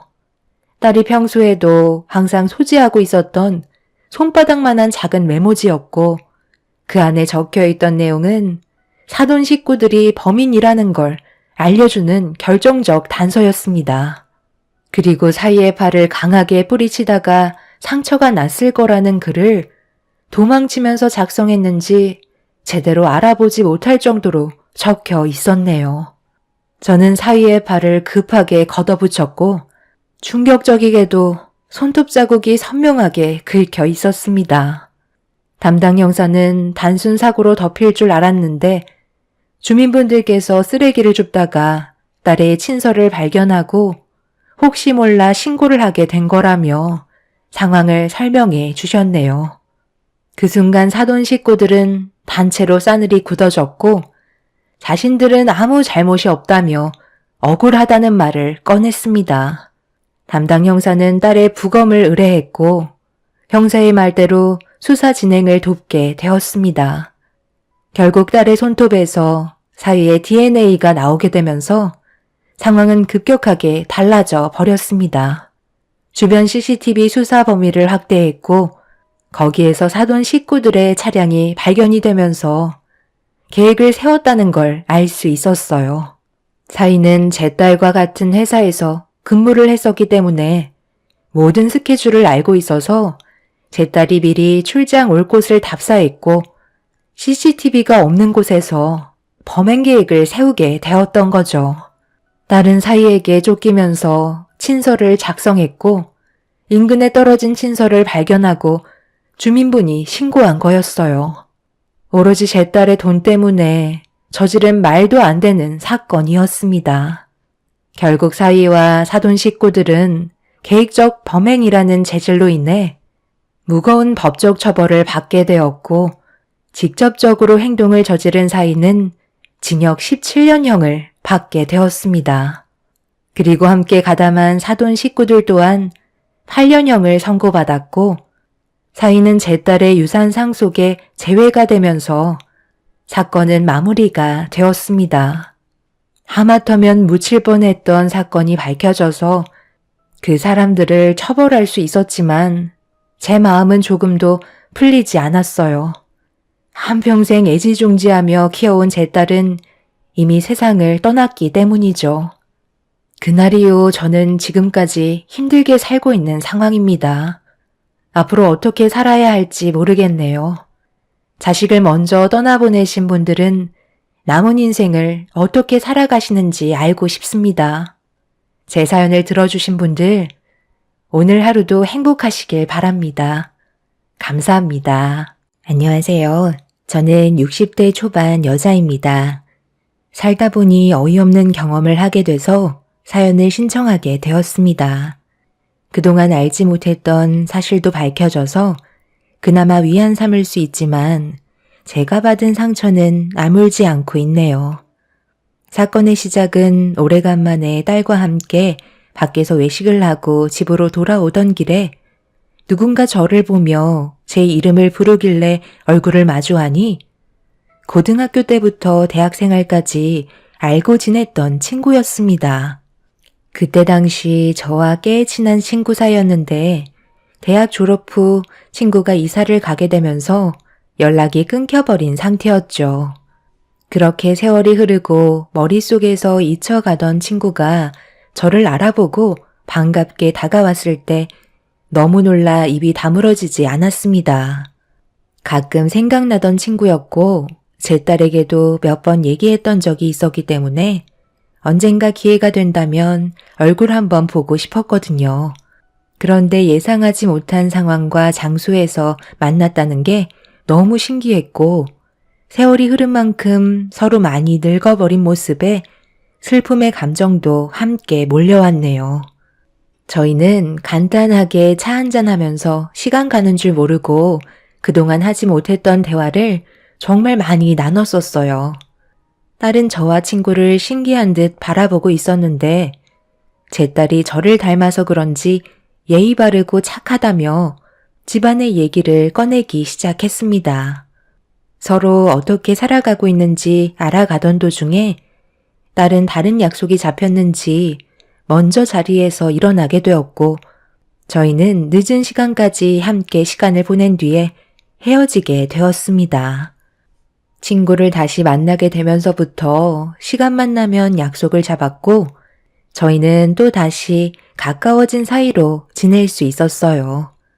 그런데 어느 날 충격적인 사실 하나를 알게 되었고 친구와 저는 너무 놀라 그 모습을 멍하니 바라보고 있었습니다. 주말에 친구와 만나 쇼핑을 하고 있는데 제 딸이 처음 본 남자와 손을 잡고 있는 모습이 제 두 눈에 들어왔어요. 너무 놀라 저도 모르게 몸을 돌린 순간 옆에 있던 친구가 누군가의 이름을 부르고 있었습니다. 그래서 다시 몸을 돌려 친구가 부른 사람을 보게 됐는데 제 딸의 손을 잡고 있던 남자였어요. 서로의 얼굴을 보며 마주하게 되면서 예상하지 못한 전개가 펼쳐지기 시작했습니다. 아들, 너 오늘 병원 근무 있다고 하지 않았어? 그런데 왜 백화점에 나와 있는 거야? 설마 엄마한테는 비밀로 하고 나온 거야? 잠깐만, 예은자야, 너 딸 아니니? 이게 무슨 일이야? 좀 전에 보니까 둘이 손을 잡고 있던데? 엄마가 여기를 어떻게? 미리 소개를 시켜드려야 했었는데 상황이 이렇게 될 줄 몰랐네요. 안녕하세요. 저는 소민이 남자친구 김승현이고요. 이분은 저희 어머니세요. 미리 인사드리지 못해 죄송합니다. 괜찮으시다면 조용한 곳으로 모시겠습니다. 이렇게 마주하게 될 거라곤 저희도 전혀 상상하지 못하고 있었거든요. 많이 당황스러우셨죠? 저희는 근처 카페에서 자리를 잡은 뒤 대화를 진행하게 되었고 친구와 저는 두 눈앞에 보이고 있는 광경을 보면서도 믿어지지가 않았어요.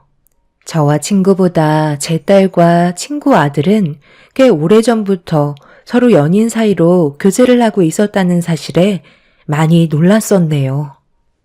그런데 뭔가 친구의 얼굴 표정이 상당히 불편해 보이길래 저도 어느 정도 눈치가 있던 터라 둘 사이를 보고 불만이 있어 보이는 듯한 느낌을 받았습니다. 그래서 친구에게 조심스럽게 대화를 시도하게 되었죠. 나도 내 딸이 네 아들과 연인 사이로 지내고 있을 줄은 상상도 못했었다. 둘 다 적지 않은 나이라 가볍게 만나는 사이는 아닐 것 같은데 혹시 결혼까지 생각하고 있는 거니? 이왕 이렇게 된 거 뭐든지 솔직하게 얘기해주면 좋을 것 같은데 어차피 숨겨봤자 달라질 거 없잖아? 결혼을 생각하고 있었으면 당연히 인사할 마음의 준비를 했을 거 아니야. 저희 현재 진지하게 만나고 있고요. 결혼까지 생각하고 있습니다. 조만간 인사드리러 찾아뵈려 했었어요. 뭐라고? 잠깐만. 지금 둘이 결혼을 하겠다는 거야? 나는 아직 마음의 준비가 되어 있지 않은데 그게 무슨 말이니? 몇 달 전부터 계속 생각하고 있었던 고민이었어요. 기회를 보려 했던 것뿐이었죠. 그런데 두 분이서 정말 친구 사이셨던 거예요? 저희도 전혀 알지 못했던 사실이라 많이 당황스럽긴 하네요. 나중에 정식적으로 인사드리겠지만 저희 정말 진심으로 사랑하고 있는 사이거든요. 두 분께서 저희 결혼에 대해 긍정적으로 생각해 주셨으면 좋겠어요.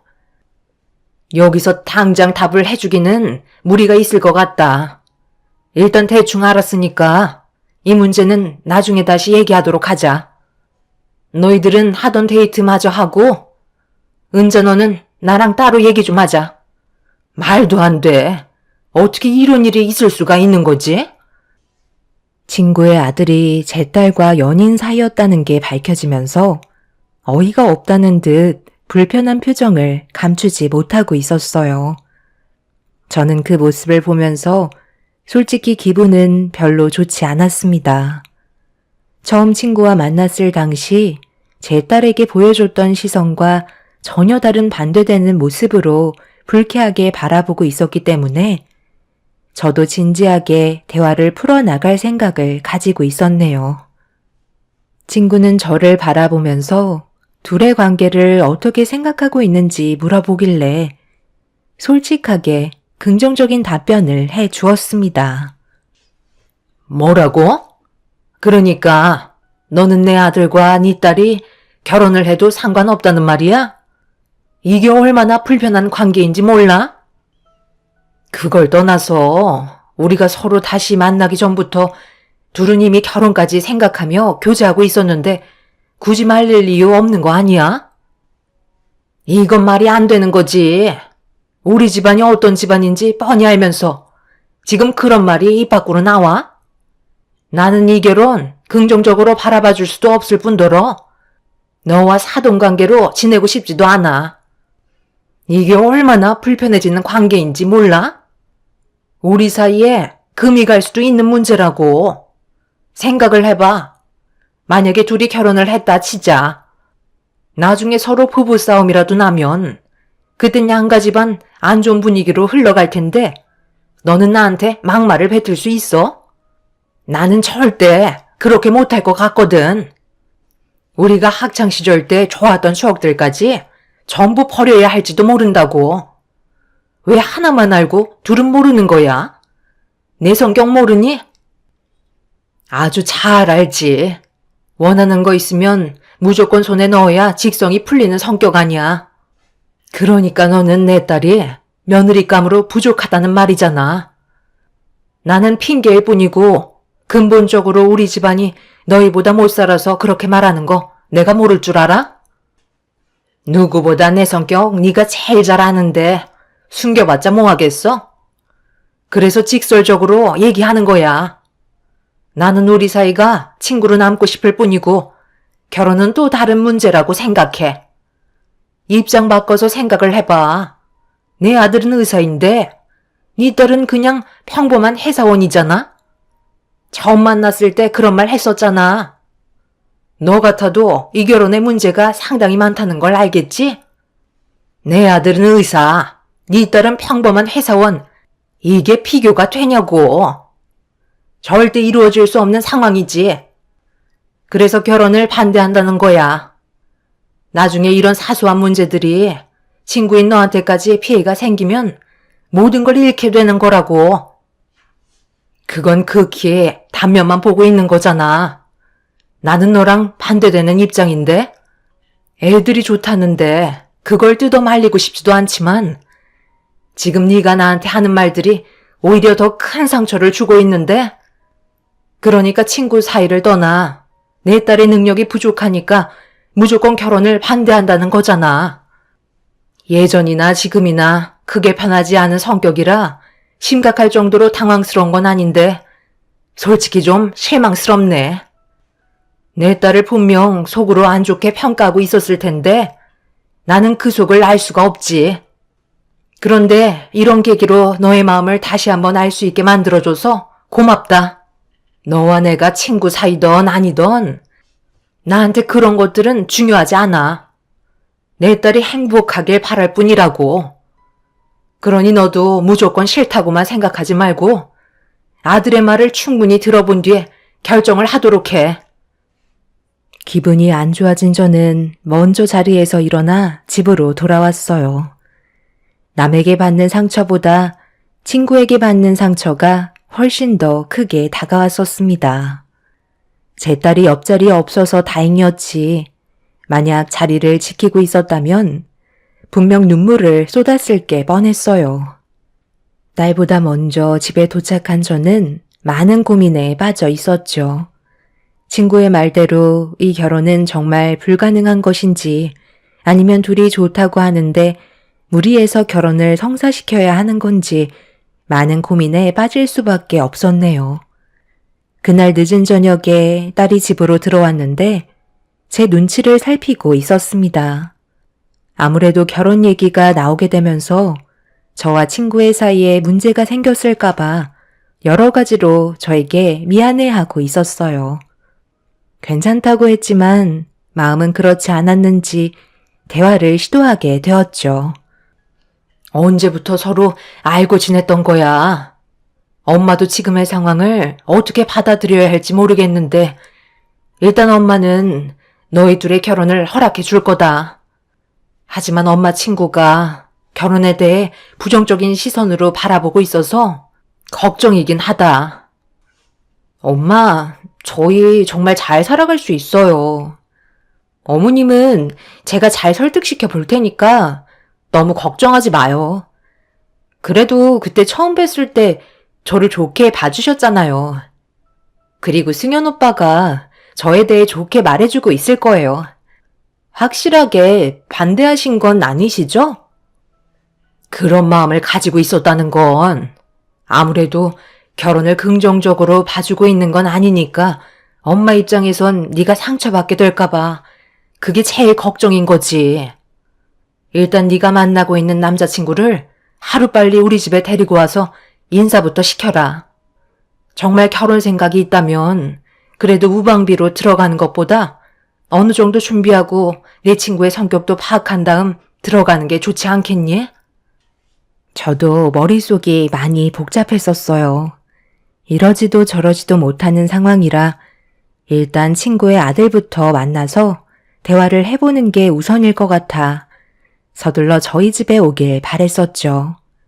학창 시절 때부터 친구는 자신이 원하는 건 무조건 얻으려 했었지만 싫은 건 확실하게 선을 긋는 성격이라 제 딸이 며느리감이 아니라고 생각했다면 마음을 열기에는 힘들 거라는 걸 어느 정도 예상은 할 수 있었습니다. 하지만 저와의 관계도 상당히 중요하기 때문에 너무 감정적으로 나가지 않을 걸 믿고 있었어요.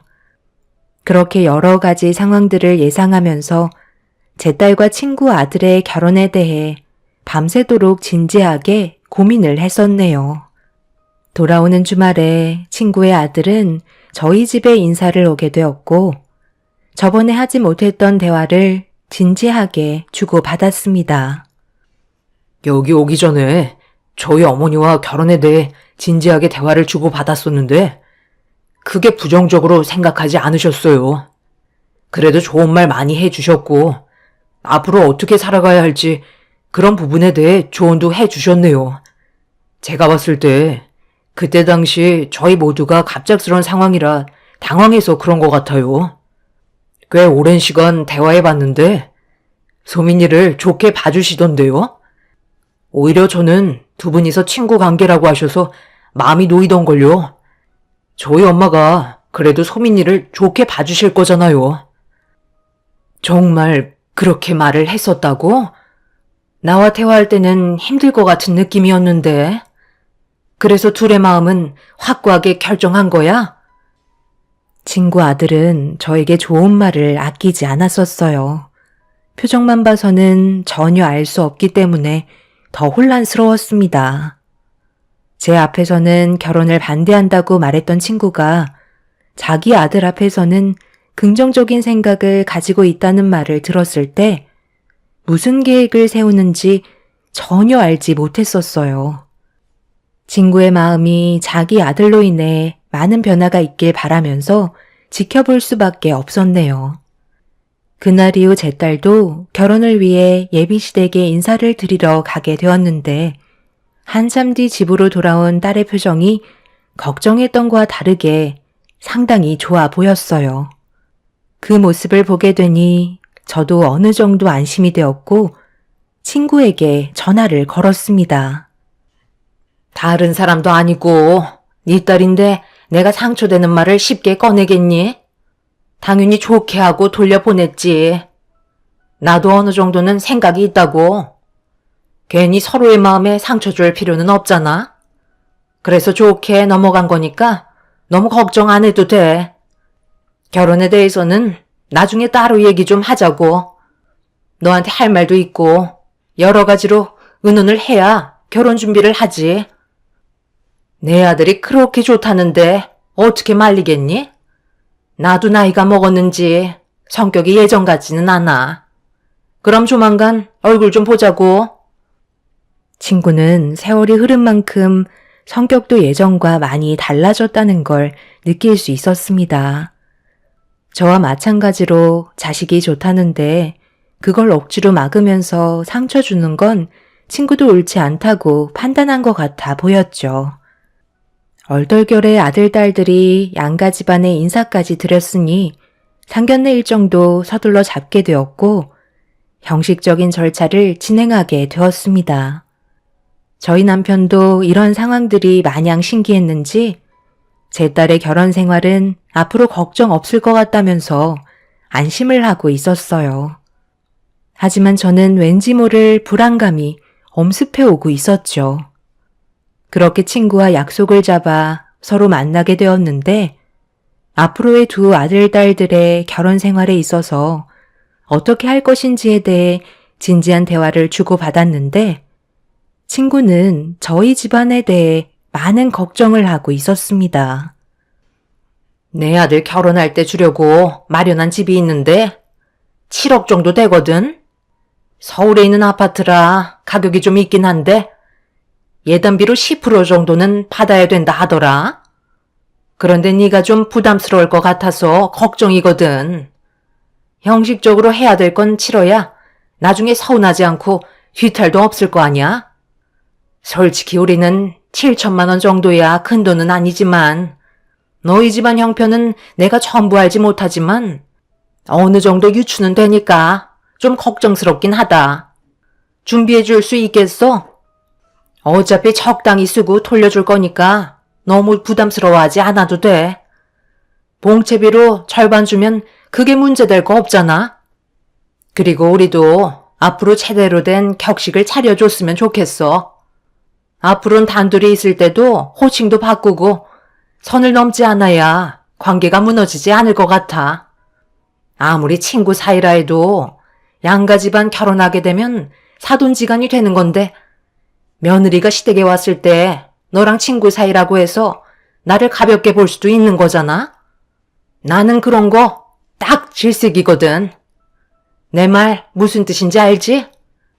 서로 감정 상하지 않으려면 호칭부터 정리하고 앞으로 개인적으로 만나도 친구 사이가 아닌 사돈지간으로 지내는 거야. 나도 그게 편할 것 같고 오늘 이후 그렇게 하도록 하자. 내가 부탁한 건 무조건 들어줬으면 좋겠어. 초반에 자리를 잡아놔야 앞으로가 편한 거라고. 당연히 친구 사이라고 해도 양가 집안 결혼을 했으면 그에 따른 격식을 갖추는 게 맞다는 건 나도 알겠는데 우리가 개인적으로 만나는 것도 선을 긋자는 건 좀 그렇지 않아? 너무 딱딱한 관계는 오히려 역효과를 불러일으킬지도 모를 것 같은데. 친구는 제 말을 들으려 하지 않았어요. 당연히 두 아들, 딸이 결혼을 하면 사돈지간이기 때문에 격식을 차려야 하는 건 맞지만 그렇다고 개인적인 만남에서도 친구 관계가 될 수 없다는 건 너무 억지 같아 보였습니다. 그런데 문제는 친구와 만나게 된 날 이후부터 점점 상황이 악화가 되어가기 시작했고 되돌릴 수 없을 정도로 엄청난 사건이 다가오고 말았습니다. 결혼식을 올리기 위해 정신없이 준비하고 있는 딸을 보면서 그래도 최대한 밉보이지 않게 많은 것들을 해주려고 부유하지 않은 형편에서 상황에 맞게 모든 걸 준비해 주었어요. 친구가 원하는 조건은 다 맞춰주었고 서로 각자가 많이 바쁘다 보니 상견례를 조금 늦게 하게 되었습니다. 그래서 결혼식 올리기 한 달 전쯤에 상견례를 겨우 할 수 있었는데 모두가 모인 자리에서 친구가 제 가방에 봉투 하나를 집어넣어 줬어요. 뭔가 싶어 어리둥절해 하고 있는데 친구는 어색한 미소와 함께 너무 늦게 줘서 미안하다며 봉채비라고 넣어둔 거였네요. 서로가 너무 바쁜 일들이 많았던 터라 이해했고 크게 문제 삼지 않았습니다. 그런데 친구가 계속해서 봉채비를 확인해 보길 원하고 있었어요. 나중에 보겠다고 했지만 계속해서 재촉하는 바람에 어쩔 수 없이 살짝 확인을 해봤는데 5만 원짜리가 4장이 들어있더라고요. 이게 뭔가 싶어 친구를 바라봤는데 어색한 미소로 저를 보면서 아무리 생각해봐도 자기가 손해를 보는 것 같다며 대화를 주도하기 시작했습니다. 내가 곰곰이 생각을 해봤는데 솔직히 예단비 그거 얼마 하지도 않는데 50%나 돌려주는 건 좀 아닌 것 같더라고요. 그래서 사돈이 주신 예단비를 필요한 곳에 전부 다 써버렸지 뭐예요. 그래도 봉채비를 주겠다고 했는데 빈 봉투로 돌려드리는 건 예의가 아닌 것 같아 20만 원 넣어드렸네요. 그리고 이번에 저희 아들한테 줄 집이 앞으로 계속해서 오를 전망이라는데 그렇게 되면 예단비도 더 올려받아야 되는 거잖아요. 솔직히 이 부분도 얘기할까 하다가 그래도 단순한 관계도 아니니까 최대한 배려해 드린 거거든요. 그리고 저희가 이번에 사업 자금이 좀 필요해서 급한 대로 아들에게 줄 신혼집을 전세로 돌리게 되었는데 아무리 생각해봐도 우리 집안이 너무 손해를 보는 것 같아서요. 의사 사이 얻는 게 하늘의 별 따기인 거 아시죠? 앞으로 며느리는 인생길이 환한데 저희가 너무 손해보는 장사잖아요. 7천만 원으로 내 아들을 사돈 집안의 사이로 보내는 건 말이 안 되는 조건이더라고요. 주변의 지인분들도 다들 한마디씩 하시는데 무료봉사 시키려고 장가 보내는 거냐며 이 결혼 절대 반대하던데 저도 그렇게 생각하고 있었거든요. 조건 좋은 여자 널리고 널렸는데 저희가 뭐가 아쉬워서 이 결혼을 성사시켜야 하는지 전혀 모르겠네요. 그래서 어느 정도가 적당할지 생각해 보니까 사돈댁에서 혼수로 강남에 있는 역세권 아파트 2채 정도는 해줘야 저희도 쿵말하지 않고 제 아들을 보내줄 수 있을 것 같아요. 제 주위에서도 그 정도는 당연시하게 봤던데요. 제가 말한 조건이 부담스럽거나 하신 건 아니시죠? 그 정도는 맞춰주실 수 있으시잖아요. 의사 사이 타이틀을 얻는 게 원래 쉬운 건 아니에요. 주변의 사이가 의사인 분들 보셨어요? 예단비는 저희 용돈하라고 주신 걸로 생각하겠습니다. 그러니 이번에 제가 말씀드린 조건 진지하게 생각해 주셨으면 좋겠네요. 지금 뭐 하자는 거야? 저번에 만났을 때랑 얘기가 다르잖아. 그리고 혼수로 강남 역세권 아파트를 2채나 해오라고? 결국 이런 거였어? 네가 원하는 게 이런 거였냐고. 처음부터 이 결혼 성사시킬 생각 없었으면서 예단비는 왜 다 쓴 거야?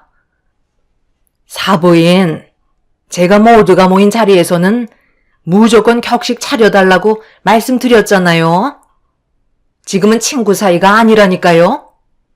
그리고 예단비는 그동안 제 아들과 함께 시간을 보낸 부분에 대한 보상인 거예요. 만약 파혼을 하게 되면 우리 아들이 손해본 시간이 너무 아깝잖아요. 따님을 만나지 않았다면 분명 더 좋은 조건의 여자를 만날 수도 있었을 거라고요. 시간은 돈이에요. 누구나 똑같이 주어지는 시간을 최대한 잘 활용해야 하는데 따님을 만나게 되면서 내 아들이 손해본 시간에 대한 보상을 받아야 하는 거잖아요. 그에 따른 금전적인 보상이라고 생각하시면 되겠네요. 사돈께서도 손해볼 생각 없으시면 제가 말한 조건 들어주시고 의사 사이 보시면 되겠어요. 무슨 말인지 이해 못하시는 건 아니시죠? 지금 나랑 장난하는 거야? 너 뭐 하자는 건데? 그러니까 지금 내 딸이 네 아들을 만나면서 손해를 봤다는 거야? 정말 말하는 게 어이가 없네. 어떻게 그런 생각을 할 수가 있어? 의사인 너 아들이 내 딸을 꼬신 거라고. 그런데 손해본 시간에 대한 보상 금액이라고? 정신 나갔구나.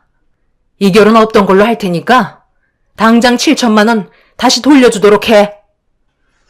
내가 왜 그렇게 해야 되는 거지? 너 딸이 내 아들과 만나게 되면서 손해본 시간이 얼마인데? 나이는 점점 먹어가고 결혼을 서둘러야 하는데 조건도 형편없는 여자 만나서 인생 망치는 걸 보라는 거야? 그래서 우리가 손해보지 않게 강남 역세권 아파트 2채를 달라는 건데 그게 뭐 잘못됐어? 내가 말했잖아. 결혼하기 싫으면 그냥 파혼하면 되는 거라고. 그러니까 파혼할 거니까 당장 내 앞에 7천만 원 가져다 놔. 너 그렇게 안 받는데 정말 많이 편했구나? 그럼 당연한 거 아니야. 살아온 세월이 얼마나 흘렀는데 성격이 편하는 건 당연한 거지. 그러니까 파혼하겠다는 거 확실한 거지? 엄마, 지금 뭐 하시는 거예요? 제가 왜 소민이랑 파혼을 해요? 결혼식장도 전부 다 알아봤고 청첩장까지 전부 다 돌렸다고요. 저는 이 결혼 무조건 하겠습니다. 제 직업이 의사인 거랑 아파트가 무슨 연관이 있는 건데요? 정말 이렇게 멋대로 하셔야겠어요? 친구와는 대화가 통하지 않았고 너무 어이가 없는 상황이 눈앞에 펼쳐지자 양가 집안 전부 당황스러워하고 있었어요. 제 딸은 순간적으로 엄청난 충격을 받았는지 아무 말도 하지 못하고 있었습니다. 친구는 파혼을 하겠다는데도 예단비를 돌려줄 생각이 전혀 없어 보였어요. 그런데 그 순간 처음 보는 사람들이 갑자기 상견례장 문을 활짝 열며 들어왔고 처음 본 사람들에게 모두가 시선이 집중이 되는 순간 친구가 급하게 테이블 밑으로 숨었습니다. 무슨 상황인지 몰라 정체 모를 사람들을 지켜보고 있는데 저와 비슷해 보이는 여성분들이 다짜고짜 테이블 밑에 숨어있는 친구의 머리채를 잡아 테이블 위로 끌어올렸습니다.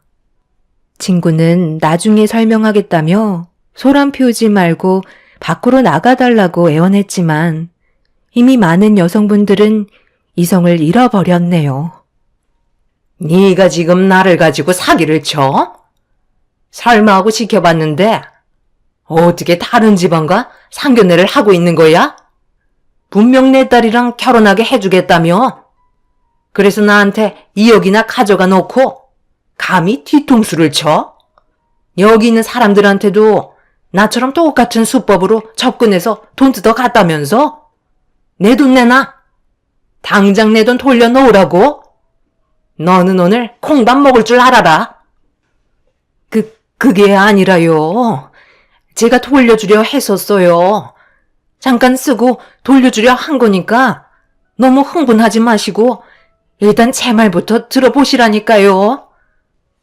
5명 정도 되는 여성분들은 친구의 머리채를 잡고 사정없이 흔들었고 장례는 아비규환이 되고 말았습니다. 알고 보니 친구는 의사인 아들과 결혼시켜 주겠다며 지인들에게 접근해서 돈을 요구했었고 의사 사이를 보겠다던 사람들은 친구에게 돈을 빌려줬던 거였어요. 그런데 이 모든 게 사기라는 걸 알게 되면서 연락도 받지 않고 친구가 잠적하고 있었네요. 결국 이 문제로 경찰에게 연행이 되었고 저와 비슷한 피해자들에게 돈을 뺏어간 친구는 그 돈으로 다른 곳에 투자를 하고 있었습니다. 결국 모든 돈들을 돌려받을 순 있었지만 몇십 년 만에 다시 만나게 된 친구는 사기죄로 법적인 처벌을 받게 되었죠. 이런 사실을 전혀 모르고 있던 친구의 부부는 엄청난 충격을 받았는지 이혼을 고려하고 있는 상태입니다. 결국 저희가 받은 상처들도 너무 커서 제 딸은 헤어짐을 선택했고 친구 측으로부터 손해본 부분에 대해 위자료까지 전부 다 받게 되었네요. 2번 다시 기억하고 싶지 않은 순간들이었고 다시는 만나고 싶지 않습니다. 분명 과거에는 좋은 친구였는데 현재는 사기꾼으로 바뀌어 있었다는 게 너무 안타까울 뿐이네요. 추억은 가슴에 묻고 친구는 떠나 보내렵니다. 제 사연을 들어주신 분들, 오늘 하루도 웃음 잃지 않는 삶을 만들어 가시길 바랍니다. 감사합니다.